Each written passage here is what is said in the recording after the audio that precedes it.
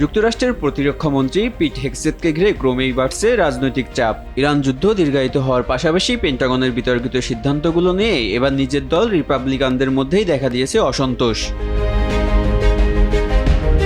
Republican senator থম টিলিস প্রকাশ্যেই বলেছেন হেগসেথের নেতৃত্বের উপর তার কোনো আস্থা নেই। অভিজ্ঞতার ঘাটতি, অতিরিক্ত হস্তক্ষেপ এবং পেন্টাগনের ভেতরে নেতৃত্বের সংকটের অভিযোগও তুলেছেন তিনি। কংগ্রেসের একাধিক সদস্যের দাবি, সামরিক বাহিনীর ভেতরেও হেগসেথের প্রতি আস্থা কমেছে।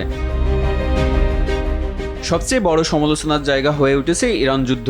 দ্রুত সমাধানের প্রতিশ্রুতি দিলেও যুদ্ধ দীর্ঘায়িত হয়েছে, বেড়েছে ব্যয়। একই সঙ্গে সেনাবাহিনীর শীর্ষ পদে বিতর্কিত নিয়োগ ও কয়েকজন জ্যেষ্ঠ কর্মকর্তাকে সরিয়ে দেওয়ার সিদ্ধান্ত রিপাবলিকানদের একাংশের বিরূপ প্রতিক্রিয়া তৈরি হয়েছে।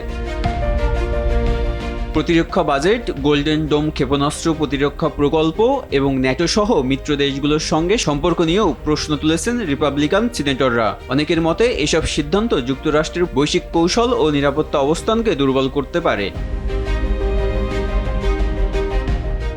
ফক্স নিউজের সাবেক উপস্থাপক ও যুদ্ধফেরত সেনা কর্মকর্তা হেগসেথকে আমেরিকা ফার্স্ট নীতির অংশ হিসাবে দায়িত্ব দিয়েছিলেন প্রেসিডেন্ট ডোনাল্ড ট্রাম্প। তবে দায়িত্ব নেওয়ার পর থেকেই একের পর এক বিতর্ক তার অবস্থানকে নড়বড় করে তুলেছে। বিশ্লেষকদের মতে রিপাবলিকানদের এই প্রকাশ্য অসন্তোষ শুধু একজন মন্ত্রীর ভবিষ্যৎ নয়, ট্রাম্প প্রশাসনের প্রতিরক্ষা নীতি ও ইরান যুদ্ধের রাজনৈতিক গ্রহণযোগ্যতাও নতুন করে প্রশ্নের মুখে ফেলেছে। অঙ্কুর মণ্ডল, RTV।